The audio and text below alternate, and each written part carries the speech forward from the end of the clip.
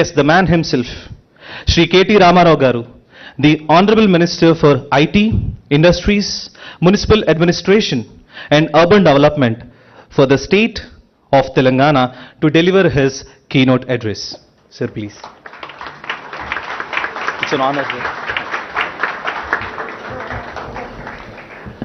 See, all these other gentlemen get invited by a nice girl and then I get invited by a bearded man. Thank you, man.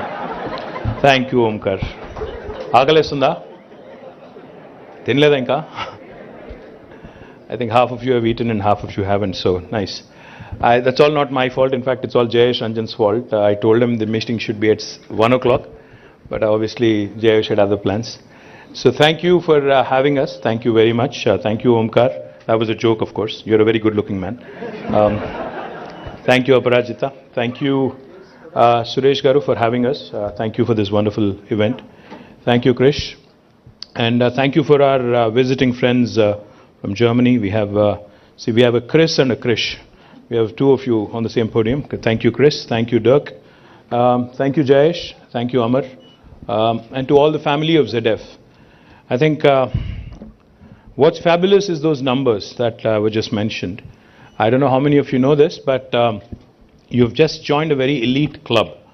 You know, Amazon's world's largest campus, world's largest presence in terms of number of employees, is not in the US, is not in Seattle. It is actually in Hyderabad. Now, ZF's largest technology center being in Hyderabad, you've just joined a league with Amazon, so I think the entire family of ZF deserves a huge round of applause. And as Suresh pointed out, that 0 to 70% CAGR is what you said. 70% compounded annual growth rate is stupendous. So going from 0 to 2,900, you know, I think we all dream of our vehicles going from 0 to 140 in like 10 seconds and 5 seconds. I think that's the usual, automobile industry parlance. So this is brilliant, what you've done. From 0 to 2,900, being the largest technology center, I think covering over 100, supporting over 100 different locations across the world is a brilliant addition. So my compliments to the entire family of ZF. In fact, the conversation started, I'd be remiss not to mention Mamta Chamarthi, who actually facilitated the initial intro, the conversation. Wherever she is, Mamta, thanks to you. What started, as was pointed out, as a small little seedling, with Suresh, you and all others, has today become a huge, gigantic tree. And I'm hopeful, because I just heard Dirk say something which was interesting. I'm going to repeat it. I think it's not going to stop at 2,900. He just mentioned, you're aiming at 5,000, which I think is going to create 2,000 more jobs in Hyderabad. I've just come off another meeting, which was very exciting for me personally, because just this morning, we released our annual performance report of the IT department in Government of Telangana. In fact, it's a fabulous story, what has happened over the last 8 years. Tomorrow we complete 8 years as a new state. 8 years ago when the state was founded, the IT exports were languishing around 57,000 crores of rupees per annum. The previous year, that was 2013-14. When the journey started, it was 57,000 crores of exports and 320,000 people working directly in the IT sector in Hyderabad and in Telangana. But now, if you look at the story after 8 years, what's impressive is not just the growth in terms of exports. What's equally impressive is the number of employees that have been added.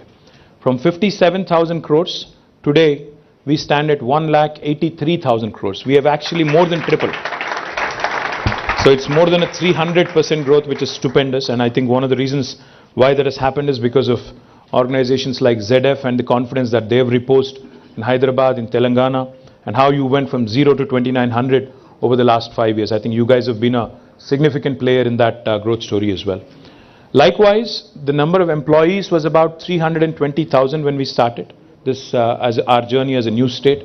Now it's at nearly 800,000 employees, so almost 480,000 addition, which is stupendous. And let me also tell you one more thing.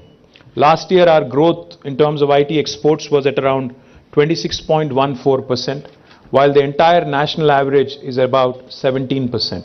So we are growing at about 9% higher than the national average. And let me also tell you, according to NASSCOM, last year in India, across the country, about 450,000 new jobs have been added in IT sector, out of which 150,000 came from Hyderabad. That means 1/3 of the new jobs that have been created last year were created in Hyderabad. Just trying to tell you that this is a fantastic city with a vibrant ecosystem, with more and more opportunities for talented youngsters. I think what's important for us to realize is that government of Telangana has not only focused on the large companies like ZF. We've also invited smaller companies to participate in our mobility cluster. We've also been able to forge very interesting partnerships. I was amazed when I met Dirk recently in Zurich, and of course Suresh in the initial days, to learn about your plans for Hyderabad. You're doing some tremendous stuff from here. You're doing e-mobility, you're working on autonomous driving, you're working on active and passive safety, you're working on a number of cutting edge things which are possibly not immediately relevant for India, but eventually I think we'll get there. Because in India the roads are chaotic, I don't have to tell you. I have to tell you a funny story though. I was looking at the autonomous driving feature here, and I was inquiring with your team if that autonomous vehicle is actually being run in India, because I was a bit scared, just wanting to make sure I don't go in the way of that, right? So they said, no, it's in Rotterdam and in Germany. I said, cool. I remember one thing, about 5 or 6 years ago, when the whole smart city thing was being talked about. There was I'll not name names, of course. There was a multinational company from the US. They had come in. They said, we have something very cool to offer you. I have a technology that basically sends an alert to your cops, a message to your cops, if somebody cuts their lanes abruptly. Like if you switch lanes without an indicator, without a proper transition, it can send you a trigger. It can send you an alert. So I smiled at them. I said, listen, why don't you give me something, which will send me an alert when somebody is coming at me in a one-way street. They were amused. They were like, why would you need that? I mean, it's a one-way, right? I said, welcome to India, welcome to Hyderabad. See, we are a very different bunch, We are a very, very different, kind of people. Our driving, in fact, I think Mark Tully called it very, very famously. I think the two gentlemen here, Dirk and Chris, would appreciate it. India, when you come here and when you hit the roads and when you start driving, you'd be scared initially. You'd be like, okay, there are no lanes. Okay, where is anybody headed? But Mark Tully called this brilliantly. He captured it brilliantly. He said, it's organized chaos. That's what we are. We are organized. You would think it's chaotic, but we are very organized chaotically also. So that way, I think ZF will have to write an entirely new set of programming and a new set of code for autonomous vehicles in India. That's the real challenge. If you can pull that off, I think that would be the eighth wonder, I would imagine. I'm just joking, of course. I'm just joking. Please, to the press people, I was joking. I was not tarnishing India. I was not saying anything to India. If I'm saying anything, if I'm saying anything at all, it was all in jest. I'm not saying anything at all. Otherwise, I'll be called Deshdrohi, anti-national. A lot of things will get thrown at me in social media immediately. I'll be immediately expelled from the nation also, possibly. So, you know how it is in India right now, but I don't go there. So the point is, guys, you have a fantastic company that you work with, the fantastic company that you work for. But we have even better plans. In fact, we have invited ZF to be a part of TMV, the Telangana Mobility Valley. And you have some very interesting partners and interesting company there. You have Hyundai, who's working with us. You have Stellantis, who's working with us. You have Bosch, who's working with us. You have, of course, ZF. It goes without saying. You are in Pune, Suresh, so Intel, Qualcomm, Micron, and we also have Bharat Forge, the Kalyani Group. So all of these interesting players coming together and creating this mobility ecosystem is something that I'm truly upbeat about, because I believe the next frontier, because for India, from a jobs perspective, from wealth creation perspective, is in emerging technologies, and mobility is one very, very important sector. Sustainable mobility, shared mobility, and a bunch of other variants of mobility that people talk about. When I say variant, I'm sure you're all thinking COVID. And let me also tell you, our strengths in life sciences, again, are unparalleled. In fact, Hyderabad is home to 1/3 of human vaccines produced globally. So we are the vaccine capital of the world. So all the ZF expansion plans that you have, guys, you're in safe hands is what I'm saying. You know, you don't have to worry about availability of vaccines and all. The other thing I also wanted to request Suresh. Suresh, I know you're based in Pune. I know you love Pune. I also went to school in Pune. I did my master's from Pune University. I also love Pune. I love Bangalore as well. But I think Hyderabad is the best, without a question. You know? I love all these cities. Chennai is also nice. I mean, Chennai is also nice. They have a nice government, nice people. Delhi, I can't say the same, but I think they're also nice people. The government is not okay. They're okay. So Hyderabad is that location, Suresh, where you will get the best bang for the buck. I know that you just told me that for future manufacturing, that you would have us in your plans. But for that, you have to come here, see us more often. You know, with Krish, you have to talk more often. We have to bring you to our brilliant biryani and brilliant halim here. We have great stuff, by the way, I have to tell you. You'll not get that in Pune, for sure. So all of this is what makes us what we are, you know, a brilliant city. Communal harmony is intact, you know, no nonsense here, no halal, hijab nonsense. We are focused on getting work done. We are focused on business. We are focused on economics, not politics. I think that's important, guys, because it's important for us to realize a country like India cannot afford to have politics supersede economics.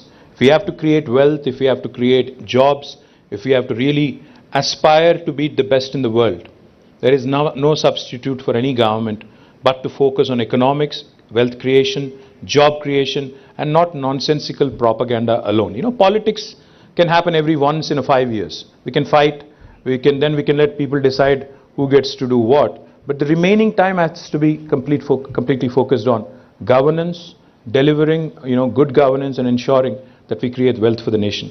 The reason why I say this is because, you know, each and every time I travel. Now, I was in Davos recently. I went to the World Economic Forum. From there, I came to Zurich. I met Dirk there. And then I flew back. I went to London for a day, picked up my family, and then came back here. Each and every time I visit any country abroad, and I'm sure most of you do the same as well, especially after COVID, I'm sure most of you are on that revenge tourism mode, and a lot of you want to travel. You know, each of you is posting on Instagram about wanderlust. You know, I know all that. So each and every time I visit any other country, I feel really bad. I come back with a mixed bag of emotions. You know, this great country of ours, with amazing talent, amazingly talented people, amazingly talented think force, who has the ability to produce leaders for the rest of the world. We have our own Indian guys running Microsoft, you know, which is not too far from here. We have our own Indian guys running Google, which is also not too far from here, their second largest campus. We have them running IBM. We have them running Twitter. We have them running so many, I think I can count about 52 different large multinational companies which are being currently run by people of Indian origin. Now that is the talent of India which the world admires. But each and every time you go abroad, you see all these amazing people doing amazing things, amazing Indians doing amazing things overseas. Then you come back, you start thinking. I think all of us also need to think. Back in 1987, you know, India and China, I mean, in terms of sizes, population sizes, we are almost the same. We were thereabouts. Even now, I think they're possibly 5 or 10% bigger, but we're thereabouts. Back in 1987, 35 years ago, India and China, our GDP was exactly similar, $470 billion. Now, you cut to 35 years later, their economy now is about, their GDP is about 16 trillion. And India is still dreaming, you know, about 5 trillion economy. Where did we miss the bus? What happened? If we were of the same size, we had the same potential, then how is it that in 35 years later, how is it that after 35 years, China is the second largest economy after the United States, and we are still dreaming of that 5 trillion? It's because they got their priorities right. It's because they decided that they will focus on economics. It is because they have decided that they will create wealth for the nation. They will contest and compete with the best in the world. They are not content in competing with India. They decided that they will compete with Germany. They decided that they'll compete with US. They decided that they will compete with the best in the world. And where did we go wrong? We decided that we will compete with Pakistan. we decided that we will be happy competing with Bangladesh and Sri Lanka. And look where we are. Isn't that a brilliant sort of a benchmark to have? If we want to take pride in beating Bangladesh, Pakistan, Sri Lanka and Afghanistan, then we are doomed. We are never going to be in the first world. We'll always have to go have a holiday elsewhere and not in India. That's an unfortunate reality. So therefore, that's why I say politics can wait. Economics has to take center stage.